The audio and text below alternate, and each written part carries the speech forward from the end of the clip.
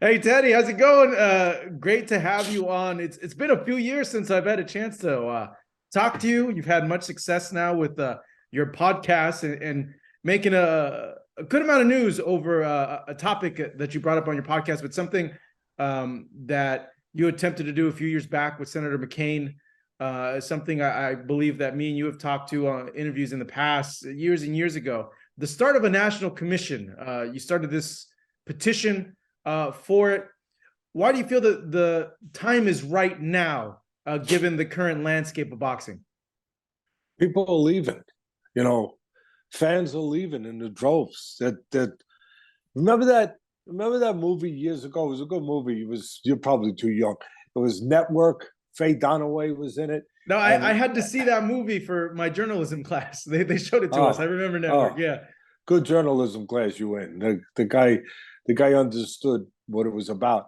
And the guy came on the air, having a little bit of a meltdown. I've had a couple. And he comes on and he says, listen, if you're fed up with what's going on, you got to say, I'm as mad as hell. I ain't going to take it no more. Go to a window, open the window, put your head out. I'm as mad as hell. I ain't going to take it no more. Well, I'm as mad as hell. I ain't going to take it no more. But more importantly than me, I'm not that important. The people, the fans, the fighters, the ones that aren't making millions of dollars, the ones that get to the point where they have a chance to do what all fighters want to do, all people want to do in any vocation, make it for their family, make it for themselves. And they get to that place where they've earned the right to do that. And then they get robbed by these judges, by these callous, I'm sorry, I have to, but cowards, callous cowards, where they stand there and sit there with a pen and they go and they destroy their lives with a pen. And because of an agenda for themselves, because of a connection, an unholy alliance, quite frankly, where they're beholden to the people making money in the sport instead of the fighters, the athletes, which is their job, because they are administrators of the sport. But there's no walls, there's no system in place to separate church and state, where the people making money are connected now to the people that administrate the law, the rules for whatever they are. So between seeing what's going on for so many years, I've been in the business 50 years, and now seeing the continued impact of what it does to these fighters. And see, I know firsthand what it does. When a fighter gets that close, it's different than baseball. Now they got instant replay. Okay, you could rectify things. But before they had instant replays, a first guy goes to first base and he should have been safe. And he's called out. That's not good. But 3 innings later, maybe 2 innings, he comes back to bat to be able to make up for it. His life is not devastated. But you have a fighter who has worked to get to a certain point, and I watched it for 20 years, calling Friday night fights and everything else on ESPN all over the country. And you see these fighters that people wouldn't even know their name, but they got to that place and they were ready to grab what they worked their whole life to grab, the world title, to change them and their families' lives. And it's ripped away from them. Now you know where they go? They have to go to the back of the line and face thousands of punches all over again to hope to get back to that place. And you know what? 99.9% of them don't get back to that place. The fighters that I remember crying, falling on the canvas, and I'm saying, oh, geez, this is horrible. He just got robbed. You never heard of them again. You wouldn't even, as I said earlier, you wouldn't even know their name. The general public wouldn't know their name if I mention it, because they went into oblivion. And I've been fighting for 25 years on ESPN to try my little part to try to fix that. And it started with McCain, or it led to McCain years ago. And I went down to Washington, met with him. We started to work to put together a national commission, the same way as that all the major sports have, to have oversight, to have rules, to have regulation, to have that separation between state and church, so to speak. And we were moving forward, putting it together, put a draft together. He was trying to get it passed in the houses, and we kept hitting speed blocks, actually walls. And you know what the walls were coming from? I'll tell you, I won't mention the personal name, although I'd love to, but I'll just say this, that the walls came from senators and congressmen that were beholden to the promoters, and it was public domain. So Senator McCain, a good man, he showed it to me. He said, this promoter is fighting it, obviously. He doesn't want change. He wants things as they are. And this congressman in this certain locale that we need on board, he received a campaign donation of a large check from these promoters. And that's it. I mean, you don't need an investigation to understand what that means. And meanwhile, those congressmen were stopping. They were impeding us trying to improve the business, trying to change the business, and trying to improve the lives of these fighters who risk more than anybody. Anybody, more than baseball players, football players, that's a rough sport too. But other than that, in UFC, I mean, every time they get in the ring, there's a matter of fact, I'm gonna go back on that. I was gonna say there's a good chance. Every time they get in the ring, they get out of the ring with less of themselves. It's just a matter of how much less, how tough the fight was. And those are the people that you're gonna do this to, that literally bleed, literally sweat and bleed for their profession to get forward. And that's who we're going to allow to be punished in this kind of way. So when we got to these roadblocks, I said, Senator, are you kidding me? I mean, you saw the change. He said, yeah, he got this particular congressman.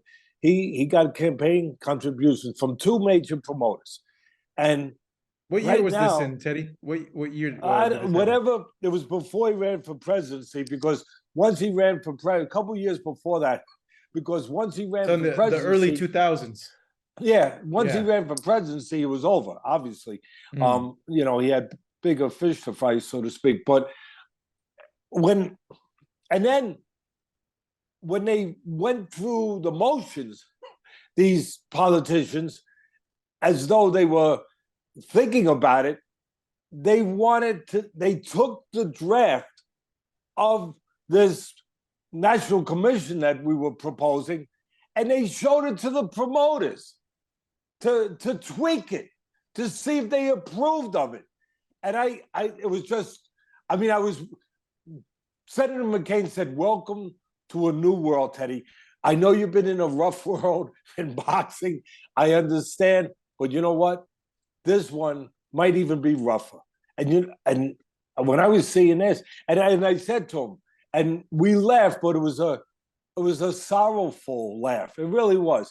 I said to him, I said, Senator, you mean these politicians, these guys that we need on board, they took the draft, the proposal that we have to these promoters who, if we put forward what we want to put forward, will basically be out of business. And I said, that would be tantamount to taking a new drug enforcement program, and before you put it forward, you take it to the medallion, I know I'm not pronouncing them right, but the Colombian drug cartels, Escobar, all those guys, the names that everyone know, bring it to them and say, hey, guys, you want to tweak this a little bit? I mean, it's even when I speak about it and repeat it, the absurdity of it, it's mind-blowing. It's mind-blowing. What was the name? So if people want to look it up online, I believe that the Freedom of Information Act, you could bring up those documents. What was it formerly known? Did it make it to the House? No, it never made it. It made it. I don't know how far it made it. Yeah. But every time it got to a consequential place, or potentially, it got knocked out. Mm. And we were going back, and we formed a committee. It's kind of like a secret committee with all good people. The former great friend and journalist Jack Newfield was on the committee. There was a former New York Inspector General who's just a really good man who loved boxing, who cared about. He was a former FBI agent. He was on it. We had the right people on it, and we would get together every week to go over a conference call with McCain and McCain's people, his right-hand man. And we would go over the things. And as we were trying to go through the checklist of, okay, we got to get this done, bang, another thing would come and add 3 more problems to it. Along the lines of what I'm talking about, with interference from the people that you would want on board, not interfering. So while we were going through that wasted dance, if you will, all of a sudden, something called the presidency of the United States came up, and it was, that was it. Just like that, it was done. From what you guys had drafted up, how would a national commission work? And did you guys make tweaks to this new petition? Have you had a chance to change anything? Like, how would a national commission work? First of all, that old saying, be careful you don't get what you asked for. We had a couple giggles about that, because as we were going to handle it in a responsible manner, or trying to, we said, we get to the point where we need a czar. We got to make sure it's the right guy. Because now you got one guy in charge of everything in the sport instead of pockets of it. So that was, a concern, that we would have somebody absolutely with no ties to anybody in the sport. But we would bring in outside agencies to take over for the ranking committees, to rank fighters. Maybe use a panel of international writers. There's one out there called the Transnational Rankings Committee with 50 independent writers from all over the world. They do a good job. The problem is, the good thing is they're not attached to sanctioning fees. They're not beholden, to the managers, to the promoters. They're not getting their bread buttered there, where they have to rank a guy that doesn't deserve to be ranked on his merit in the ring, but he's ranked on his merit with the relationship of the guy who's writing the check. By the way, some of these sanctioning organizations, the sanctioning fees, that alone makes them rich. But then you go to one of their seminars, or whatever they call it, that they have yearly conventions, and always in a nice place, always in a plush place. And then the funny thing about it is that they ask you to take an ad in their journal. I never saw such expensive ads. $30,000, $40,000, $20,000 for an ad. Yeah, you think maybe it's connected with, all of a sudden, after that convention, their fighter moved from number whatever to number a little higher? You think maybe? So we wanted to eliminate that. So we, again, bring in the logistics of it, the mechanics of it, the metric of it would have to be figured out to further detail. But the basic idea of it, bring in again, independent agencies to do that. Also, we need to separate where the people that are making money are that close to the people, again, I said it earlier, that are administrating the sport. I'll give you an example. When we were looking at just the other day, I talked about in the podcast, when I was looking at it and going over to make sure I was accurate when I was about to go on my podcast and put it out there, I was reminded of how startling it is, where Nevada Commission, which has been under recently for a bad decision, the referee stopping a fight 2 weeks ago, all of it, same old stuff. unfortunately. And I'm looking at it and I see that their monies don't come from taxpayers' money. And people will say, good, Fed, good. That's good. Yeah, until you get to where it comes from. It comes from a tax put on. It's 8%, 6% goes to the state, 2% goes to the Nevada Commission to run the commission. That means to pay for the judges, to pay for all the officials, actually, the refs, all expenses, all running, no different than any other business that you would have. That wherever the expenses, wherever the money comes to run, to cover expenses, the money comes directly from the promoters promoting shows. And the check for their services written and signed by the promoters. Is that absurd? I mean, if it's at the very least, it's a look of impropriety. At the very least, can you imagine? I want to make it simple to people. So I said, here, just take this analogy. Could you imagine the night before? Could you imagine the night before the World Series game with the Yankees involved, and the Steinbrenners have to sign their checks to the officials that are going to be working that game in the World Series with their team in it, that they sign those checks? It couldn't happen. That's why you have a national commission in baseball, that you couldn't have that. You'd lose the credibility of this, boom, bang, over. No credibility of the sport. Do you know how many dinners I have been at? A lot of them overseas, but a lot of them domestically, where I've been at a dinner and the night before, a big event, a big fight, where at the dinner is all the officials that are going to be basically deciding who wins. I know the fighters get in the ring, they decided. But if it goes to the scorecards and one guy doesn't knock out the other, then basically they're going to decide who gets their hand raised and who goes on with their career.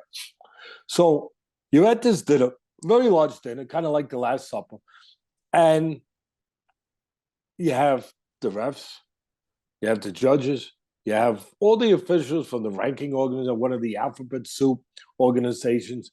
You have all those officials there. And you know who the host of the dinner is picking up the check? Yeah, you got it. It's the promoter. And the promoter has his aides there sitting around, they're hosting the dinner. And it's the best of everything. The best of wine, the best of, lobsters, steaks, something called caviar, which I've never tasted in my life. I don't like raw fish anyway. And all of a sudden there's conversations on the side. Conversations like one of the judges talking to one of the promoters' aides and saying, listen, my wife's coming in.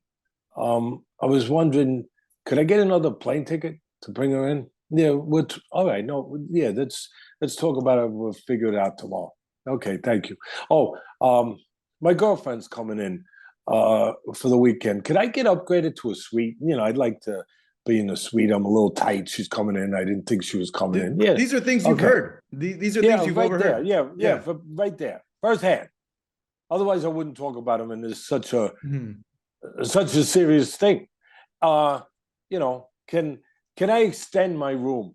For a couple of days. Me and my wife would like to stay a few extra. Such a beautiful place.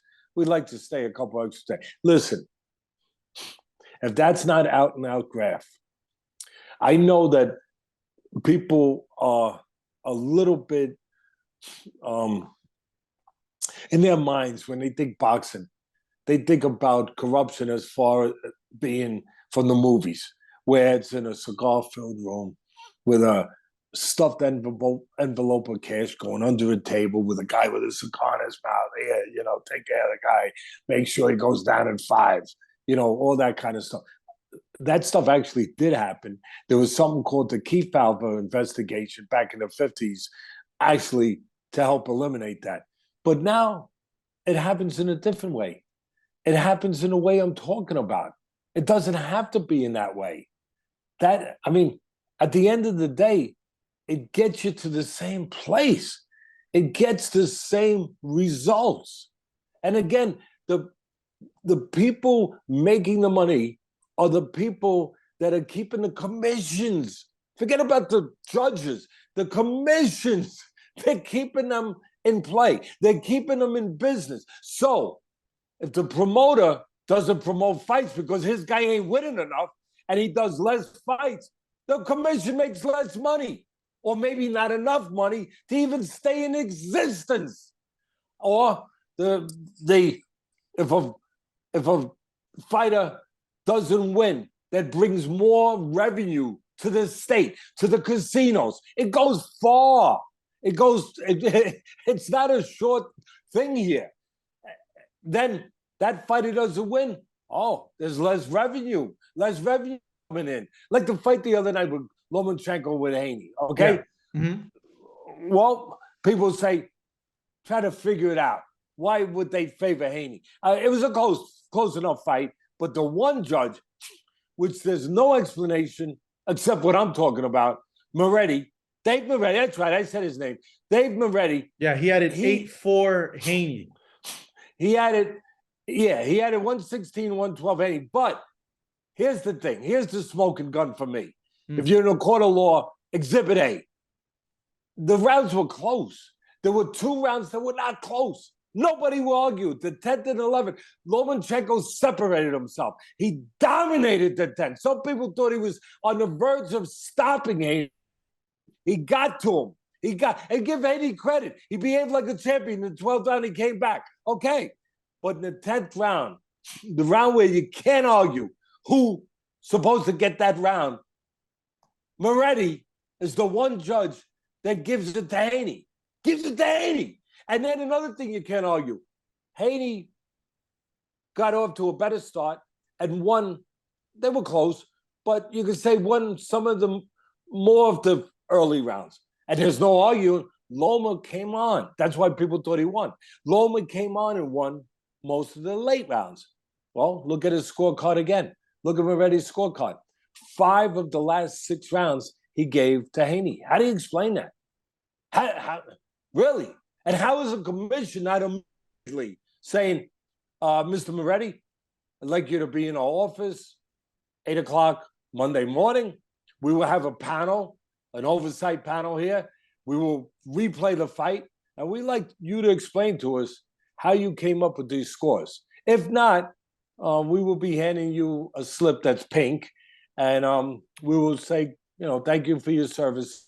They're no longer wanted over here. Yeah, it's a strange thing, Teddy. Like whenever we try to question the commissioners, or the refs or the judges, ringside or after these events, they always decline interviews. They don't ever want to talk. And we never really get transparency if they are reprimanding or asking the judges, hey, let's sit down and score this again. Why did you come to this? And if they do come to a conclusion that that person is incompetent or getting older or just not seeing the fights correctly, that they get bumped off assignment. We never see that ever. No, that's the problem. There's no accountability. That's the problem. There's no system in place to mandate accountability. I mean, anywhere else, just about in the free world, there is, but not in boxing. And that was another thing, the National Commission, you talked about how it would lay out. Yeah. I want to put something forward where we would judge where instead of by their cozy relationship that they get jobs, that they would get it by a rating system. If the higher rated, the more work you get. The lower rated, the less work.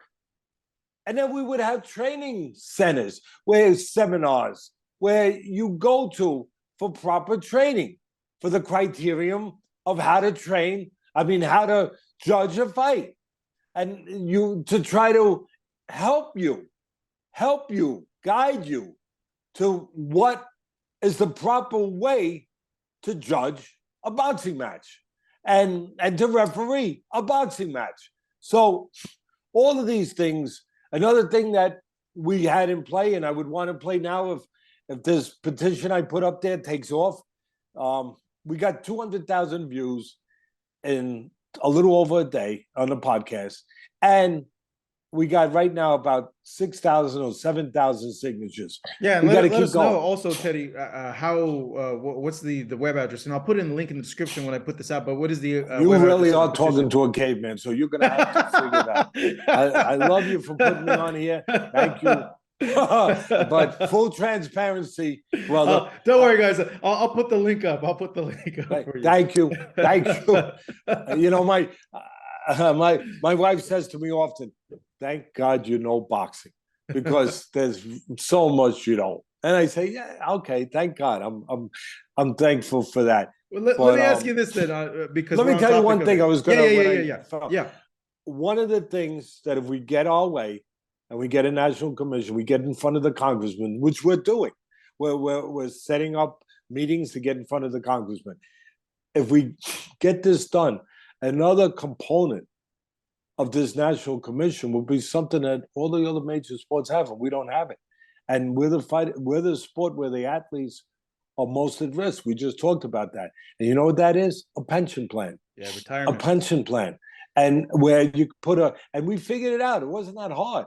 Put a 2% tax on the mega promotions. Some of these promotions, like the one that was a crossover, I get it. But it was Mayweather and McGregor.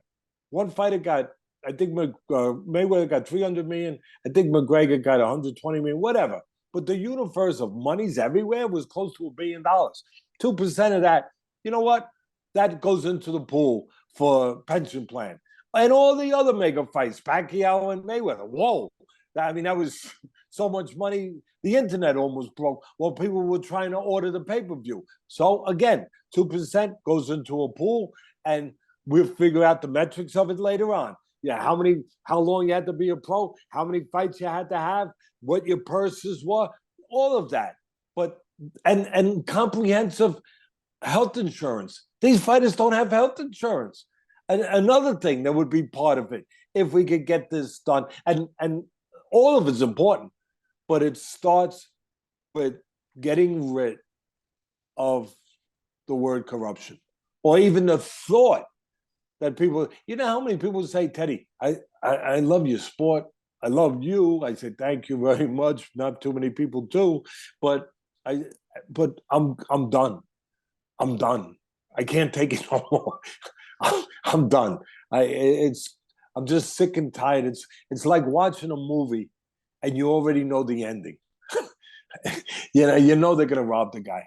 And you just don't, you don't want to see that. You don't want to watch the whole thing, and then you're gonna see that. I mean, like what's the use? So before the sport gets diminished more, and it's being diminished, but before it gets diminished anymore, before any more fighters have to be, as I said, forced back to the back of the line to face thousands of punches again, to get back to where they can take care of their families. We're trying to get it. We're trying to get this done so it can really invoke real change. Because you brought it up, this Haney Lomachenko fight, and I know you covered it on your podcast, but since then, there's been a lot of fighters that have said they rewatched the fight and they agree that Devin Haney won the fight. Curious, did you rewatch the fight at all? Yeah, I watched it. I said on my podcast, I don't have a problem with the final decision. I thought either way, I could have gave it a point to Loma, a point to Haney. No problem. I could have made it a draw. No problem. Haney won the 12th round and saved his title probably by doing it. No problem.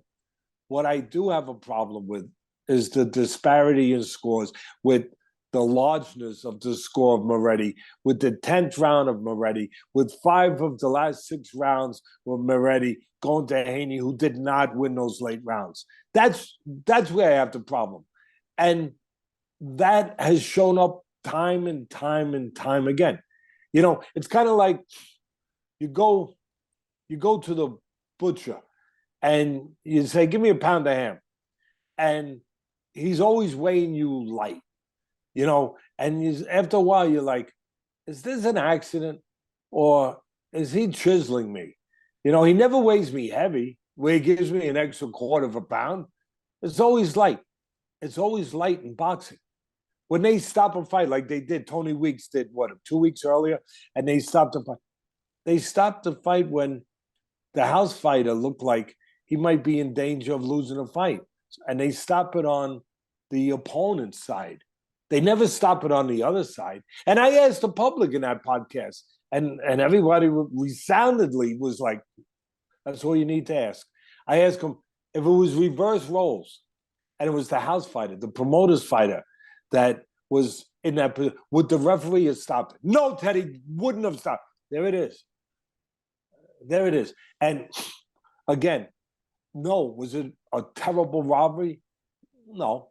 But what was terrible was the continuation of what I'm talking about, the pattern, the ability for a judge to be able to impact a fight because of his possible relationships, coziness with a certain promoter, a certain fighter, certain manager, certain entity. I mean, it shouldn't even be plausible. And I started to say earlier, people were saying, Teddy, both these fighters were with Top Rank. And Haney was, I believe, in his last fight of his contract. So he's going to be a free agent. And Loma's still over with Top Rank. What is good question. What is the incentive here? Yeah, why would you give it to Loma? Loma's the top ranked guy, and Haney's leaving. Why shouldn't the decision go on Loma's way? I said 100%. And once I said it, people were like, "Oh, yeah." Loma's 35 years old. Haney's 24. Loma's got 3 losses now. He's not American. That's not a knock against him. I love him. But, he doesn't speak the language fluidly. He's a little harder to promote. As I said, he's 35 years old. He's a little longer in the tooth. He's on his way a little bit out the door, a little bit. And Haney's 24 years old. He's undefeated. And there's a lot of mega fights at lightweight or junior welter, but lightweight. That's what he's at. Mega fights, whether it's Tank Davis or whoever, that can be made, that can bring in large amounts of money into the state of Nevada. A lot more than Loma can bring. I'm sorry. I mean, kind of like Hyman Roth said in the original Godfather, when he said to Michael, it's not personal, it's business. That's business. And when I laid it out that way to people, they were like, it's business. You're right. It's the only decision you can make if you want to stay in business.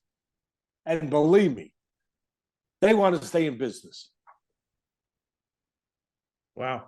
Man, I have so many questions, Teddy, on like the commission and just like the structure. And okay, first thing is, so for the other sports, the NFL, the MLB, NHL, their commissions, how are they funded? Where are they getting their money from? Well, revenue. I mean, yeah, I'm not an expert on there. I asked because I would think like you're. I mean, television model, revenue. Right? I would say. Yeah. Television merchandising. It's huge in the NFL. Yeah. Obviously, gates at stadiums that have 80,000, 70,000 people, and the prices keep going. I mean, there's so many streams of revenue.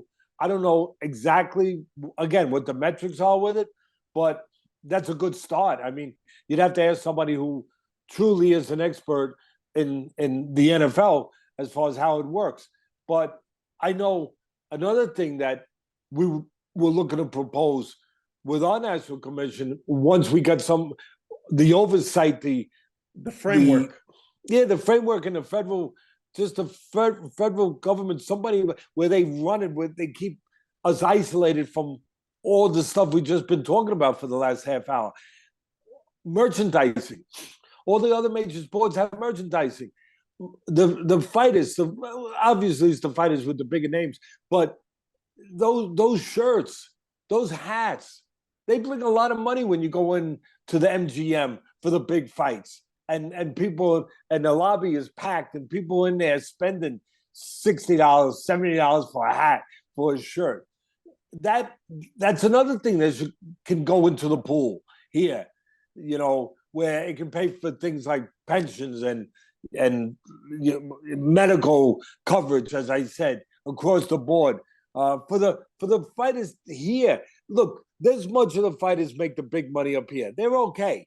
But then there's this much, a huge amount down here that people would be shocked if they saw the paltry purse, $5,000 a fight, $10,000 a fight, $30,000 a fight to go in there and everything. I mean, I know that's how you build yourself up, but that's what we're talking about. That's where the inequity is. Those are the fighters that really this would serve the most, because quite frankly, the rich guys, they're with the kingmakers. They're protected because they're with the guys on corner shots. They're with the guys that basically are running this thing. So they're okay, but the other ones, they're not. And somebody's got to look out for them, because they are, I don't know, without them, you can't get an undefeated record, can you? No. Mm-hmm. You can't get these gold medalists from the Olympics that had 200 fights and they're terrific, they're fast, and all that. You can't get them to 20-0 without those other guys. And they make up 85% of the game. I mean, maybe it's 90. Maybe it's 90. I don't think there's more than 10% that's at that, high elite level that we're talking about. So 90% or somewhere's about, you got guys that they're not in that club. They're not in that club. And they need to be, they need to be protected too. So I've spent a lot of time thinking about like how a commission like this work independent of what you're bringing up. And I always came to like, okay, there has to be a national head, and then it's set up by regions, kind of like, I don't want to say corporation, but like, someone ahead of the West Coast, head of middle of the country, head of the East Coast, maybe even like kind of like how the Supreme Court, how like all these states have Supreme Courts, like a Supreme of that region that they all report to the national czar. The interesting thing, though, I think that a national commission would dissolve the sanctioning bodies, I would assume, or like what would happen to the sanctioning bodies? Have you given thought? Like my thought was like, well, the national commission would now be the ones ranking people and mandating fights. And like, given that, like, there would be no point for the sanctioning bodies, right? Good news. Good news. Good news. Yeah, good news. Because that's a chunk. I'm not going to go overboard here, but that's a chunk of what we're talking about. Whether you want to call it just getting things wrong, incompetence, or corruption, whatever you want to label it. I remember my mentor, Cus D'Amato, smartest man I ever knew in boxing, dedicated his whole life to the sport. I remember he said to me one day, he said, Teddy, the only explanation for the stuff we're talking about is either incompetence or corruption. And then he would cap it by saying, and nobody could be that incompetent. Over and over and over again. So, and again, this system, the sport and its system has been, frankly, built to be corrupted. I mean, human beings are corruptible. I hate to tell you. I mean, it's, some of us are better than others. We're a little better, and we try to be better, I hope, every day, and more honest and stronger and less selfish and more selfless. We try. It's a battle, because human nature is to take care of yourself. I mean, and if you give someone an opportunity to say, hey, there's an extra little something over here for you if you close your eyes, maybe, sleep during 3 rounds, just take a little nap. You've been up, early. Take a little nap during a couple rounds, And if you look at the pattern, which I've chronicled over the years on my podcast, but some of these patterns of some of these fights that really were robberies, out and out robberies. Nobody would argue. You go back into history and you look at some of them, there's a pattern. It's unbelievable. It's a pattern where early on, even if they're not winning, they're giving rounds to the house fighter, to the fighter that's supposed to win, let's say, right? They're giving rounds to him. And then later on, they're giving rounds to the other fighter, to the opponent, to bring it tighter. But they already built up their cushion where they're safe. where you can see it. You look at it, you say, oh my God. And so they got a cushion where they're safe. And then they start to close the gap. So someone will say, oh yeah, they had it competitive. They had it the way they were going to always have it, where it looked, the perception of it was the way they wanted the perception of it to be, where they basically did a crime with gloves, with, in other words, not leaving fingerprints. That's their way of putting latex gloves on and not leaving fingerprints. Tighter. And some of the rounds you say that the opponent who did get robbed, he didn't win. He didn't win this late round, but they gave it to him to bring it closer. And then there was one, I can't remember who they were, but it was almost comical. I'm breaking it down. I called that episode on my podcast Anatomy for Fix. Eesh. You heard Anatomy for Murder. This was Anatomy for Fix. And I'm explaining it. And this particular card, that pattern was going on. And then they were tightening it up. But then all of a sudden, they got it a little closer than they really calculated. And it was like the stretch run, like 3 rounds, whatever it was, and it was getting too tight. And all of a sudden they said, break it. They had to now give it to the house fighter, and the house fighter was blatantly, I mean, right in front of you could see he lost those rounds. But they got it, they let it get too close. They were a little asleep at the switch, a little bit. Where, oh my, and I obviously I was making fun of them a little bit, and sometimes I can't help it. I'm trying to get my point across, and I know it's not always nice, but what they're doing isn't nice.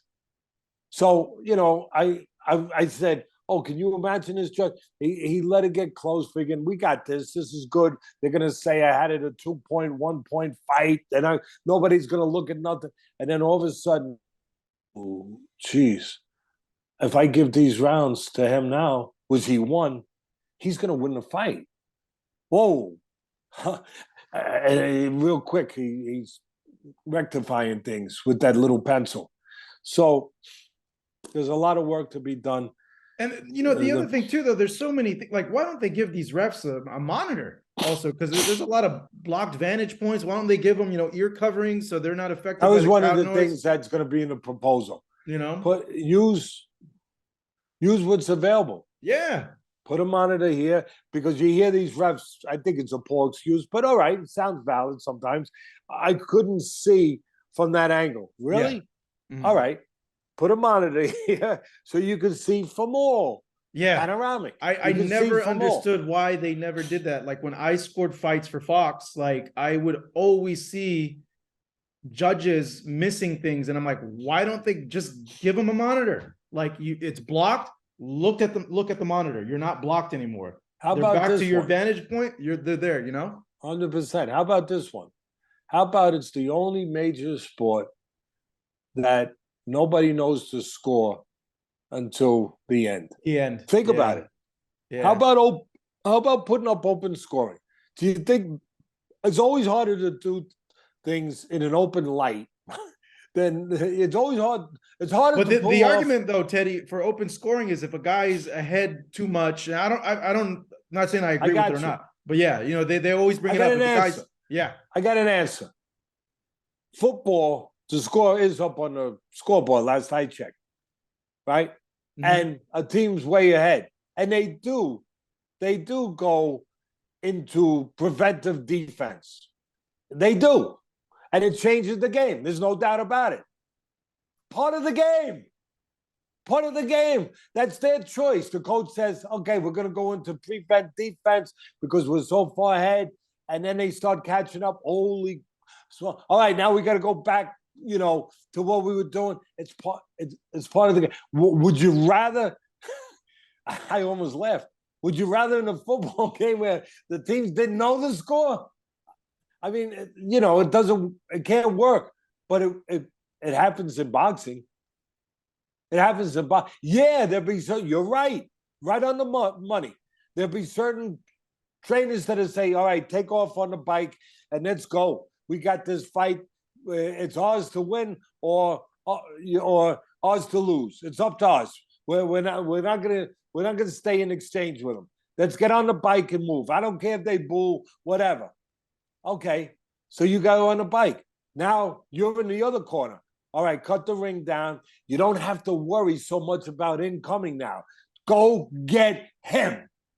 Go to the body, take some air out of the tires, as I used to say when I was doing all the ESPN fights, and go and get him.